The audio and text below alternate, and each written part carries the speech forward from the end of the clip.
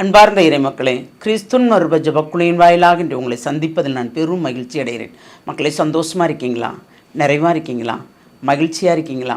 மன அமைதியாக இருக்கீங்களா? மக்களே, மகிழ்ச்சியும் மன அமைதியும் இறைவன் தந்த பெரிய கொடை அல்லவா? அதை நாம் கண்டிப்பாக தக்க வைத்து கொள்ள வேண்டும். என்ன நடந்தாலும் நன்றி கூற வேண்டும். அதுதான் இறைவன் விரும்புகிறார் இல்லையா? அவர் சித்கபென என்று நாம் அறிந்து செயல்படும் போது நிறைவாக எல்லாமே இருக்கும். இன்று அவர் நமக்கு என்ன இறைவார்த்தை தருகிறார் பார்ப்போமா? திருத்தூதர் பவுல் எபேசியருக்கு எழுதிய திருமுகம் அதிகாரம் 1 இறை வார்த்தை 11 14 முடிய. கடவுள் தமது திருவுளத்தின் திட்டத்தின்படி அனைத்தையும் செயல்படுத்தி வருகிறார்.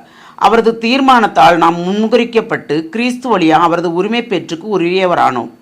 இவ்வாறு கிறிஸ்துவின் மேல் முதலில் நம்பிக்கை வைத்த நாங்கள் கடவுளுடைய மாட்சியை புகழ்ந்து பாட வேண்டுமென அவர் விரும்பினார். நீங்களும் உங்களுக்கு மீட்பளிக்கும் நற்செய்தியாகிய உண்மையின் வார்த்தையை கேட்டு அவர் மீது நம்பிக்கை கொண்டு வாக்களிக்கப்பட்ட தூய ஆவியால் அவருக்குள் முத்திரிடப்பட்டீர்கள். அந்த தூய ஆவியே நாம் மீட்படைந்து உரிமை பேறு பெறுவோம் என்பதை உறுதிப்படுத்தும் அடையாளமாக இருக்கிறது. இவ்வாறு கடவுளது மாட்சியின் புகழ் விளங்கும். Praise the Lord. யார் சொல்கிறா?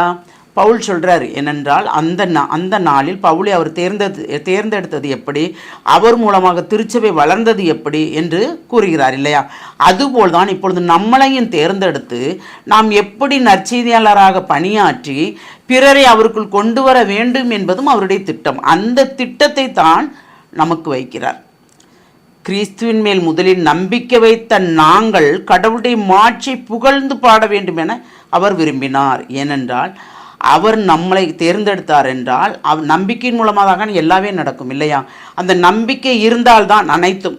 சட்டப்படி நாம் செய்கிறோம் என்பதை விட அவர் மீது நாம் நம்பிக்கை வைக்கும் போதுதான் கடவுள் நமக்கு நிறைவான ஆசிரை தருகிறார். எப்படி தருகிறார்? கடவுள் தமது திருவுளத்தின் திட்டத்தின்படி அனைத்தையும் செயல்படுத்தி வருகிறார். அவரது தீர்மானத்தால் நாம் முன்குறிக்கப்பட்டு கிறிஸ்து வழியாய் அவரது உரிமை பெற்றுக்கு உரியவர் ஆனோம். அப்போ தந்தையாம் இறைவன் நம்மளை தேர்ந்தெடுத்து கிறிஸ்துவோடு ஒன்றிக்க வைத்து இன்ப துன்பங்களில் அனைத்திலையும் பங்கெடுத்து கிறிஸ்துவோடு வாழ வேண்டும் என்பதுதான் இறை சித்தம்.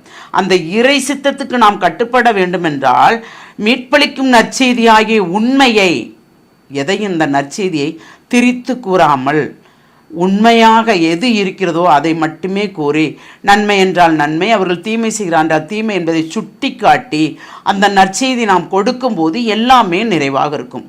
அதுதான் தூய ஆவிக்கு உகர்ந்த வாழ்க்கை. ஏனென்றால் நாம் தூய ஆவியால் முத்திரை குத்தப்பட்டோம் என்றால், நம் மீது அந்த முத்திரை இருக்குது என்றால் தூய ஆவின் செயல் வடிவத்தை நாமும் உணர்ந்து அதன்படி நாம் நடக்க வேண்டும். அப்படி நாம் நடக்கும்போது தான் தந்தை மகன் தூயாவி மூவரும் நாமத்தையுமே நாம் மகிமைப்படுத்துகிறோம்.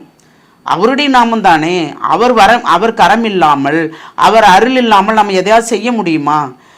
என்னையும் உங்களையும் தேர்ந்தெடுத்தவர் அவருடைய அருக்கொடைகளால் நம்மளை நிரப்பி அந்த அருக்கொடைகள் மூலமாக பிறர் நலன் பெறபடி தானே செய்கிறார். அந்த நலனை தருவது யார்? இறைவன். தந்தை மகன் தூயாவி மூவருமாக சேர்ந்து தருகிறார்கள் இல்லையா? அப்போ நாம் அந்த அருளை நல்ல முறையில் பயன்படுத்தி பிறரும் பயன்படும்படி நாம் செய்வதோம் என்றால் நிறைவாக இருக்கும். ஏனென்றால் ஒவ்வொரு காரியங்கள் செய்யும் போதும் இறை அச்சத்தோடு நாம் செய்ய வேண்டும். நம்முள் இறைவன் இருக்கிறார். நாம் என்ன செய்கிறோம் என்று அவர் கண்டுகொள்வார். நம்மிடம் கணக்கும் கேட்பார்.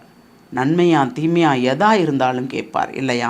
அப்போ அந்த இறையச்சம் நம்முள் இருக்கும் என்றால் நாம் எந்த நேரத்திலும் ஒரு நிறைவுள்ள வார்த்தையை பகிர்ந்து நிறைவுள்ள வார்த்தையை விதைத்து எப்பொழுதும் நிறைவாக இருக்கும்படியே ஆண்டவர் நம்மளை வழிநடத்துவார். அந்த வழிநடத்துதல் தான் நமக்கு வேண்டும். அந்த வழிநடத்துதலை கேட்போமா? எல்லாம் உள்ள இறைவா, உம்முடைய இரக்க பெருக்கத்திற்கு அளவே இல்லை. ஆமாண்டவரே, தூசியும் சாம்பலும் குப்பையுமாக எங்களை நீர் தேர்ந்தெடுத்து தெரிந்து கொண்டு எங்களையும் உமக்கு கைக்கருவியாக மாற்றி எங்களை நிறைவாக வழிநடத்துகிறீரே, அதற்கு நன்றி ஆண்டவரே. நாங்கள் என்ன செய்ய வேண்டும் என்பதை நீர் வெளிப்படுத்தி அதன் மூலமாக எங்களை நிறைவாக கொண்டு செல்கிற கிருபைக்கு நன்றி ஆண்டவரே. எங்கள் மூலமாக பிறரும் நலனடைய வேண்டும், பலனடைய வேண்டும் ஆண்டவரே. அந்த பலனை நீர் கொடுக்க போகிற கிருபைக்கு நன்றி கூறி ஒவ்வொருவரும் எதை விரும்புகிறார்கள், உம்மில் நிறைந்திருப்பவர்கள் எதை விரும்புகிறார்கள் என்பதை நீர் அறிந்து அனைத்தையும் அவர்களுக்கு நீர் நிறைவாக செய்து கொடுக்கிற கிருபைக்கு நன்றி கூறி இந்த நாளையும் நீங்கள் ஆசீர்வதித்த கிருபைக்கு நன்றி கூறி எங்களை முழுமையாக உம்முடைய இரக்கத்துக்குள் ஒப்புக் கொடுக்கிறோம். ஜெபங்கேக்கும் நல்ல பிதாவே. ஆமேன், ஆமேன், ஆமேன்.